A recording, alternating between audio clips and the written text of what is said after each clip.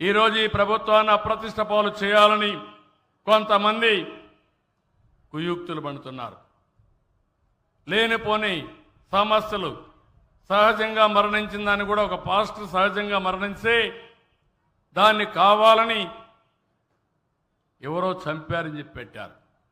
నేను ఒకటే అడిగాను, నేను ఒకటే చెప్తున్నా, ఎవడైనా సరే తప్పు చేసి తప్పు చేసిన వాళ్ళ పట్ల నేను చెండ శాసనుడిగా ఉంటాను తప్ప ఎక్కడా వదిలిపెట్టను.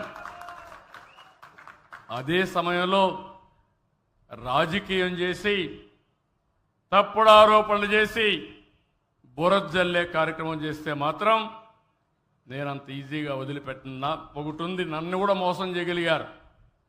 బాబాయిని చంపి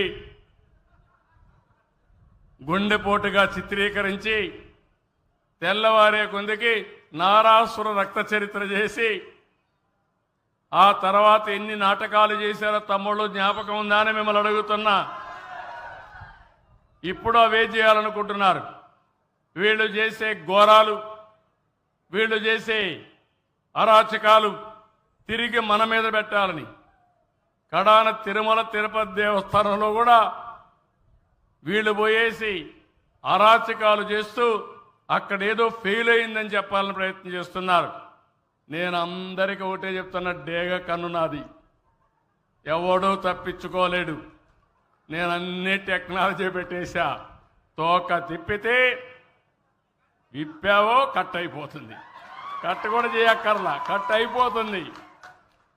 మీ వెనకాన్నే సీసీటీవీ కెమెరాలు ఉన్నాయి. నువ్వు ఎక్కడ పోయినా దాగలేకుండా ఉండేడుగా డ్రోన్స్ ఉన్నాయి. నిన్ను కనిపెడుతూ ఉన్నా. నేను ఉండను కానీ నేను పంపించినట్టు ఏదో ఒకటి నీ వెంటాడుతూనే ఉంటుంది. తప్పు చేసిన వాడికి మాత్రం శిక్ష తప్పదని మరొక్కసారి హామీ ఇస్తున్నా. తమాషా అనుకోవద్దండి. ఇక్కడ నేను మిమ్మల్ని కోరేది, వాళ్ళు చెప్పిందంతా కూడా బ్లైండ్గా మీరు నమ్మద్దండి.